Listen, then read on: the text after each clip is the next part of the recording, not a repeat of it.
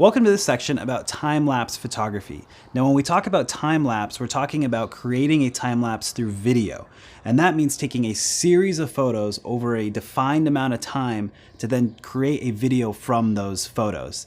Now film and video obviously have been around for some time, and basically it is just a series of photographs. Most things on TVs and movies are actually shot at what we call frames per second, which means a frame is one photo.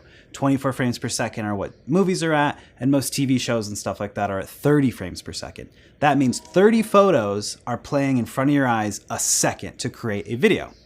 The equipment you need will vary depending on the type of camera you have. Now my Fuji X-T2 actually has an internal velometer that will do the time-lapse photography for me. I can set it to take as many photos as I want for as long as I want, but other cameras don't necessarily have that capability internally. So you'll need to get what's called a velometer or an invelometer, and that will plug straight into your camera, and you'll be able to set exactly how many photos and stuff you want to take on it. So find out if your camera has an internal velometer or if it needs to have an external one.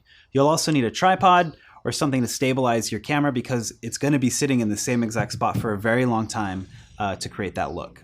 Once you've figured out and taken all your photos for your video, Phil is going to take you through how to actually create that in post because it's pretty post heavy. You're not just editing the photos, but you have to put them together to create your video. So the next two things we're going to talk about are intervals, which is how many photos you're going to take and how often you're going to take them over a certain amount of time.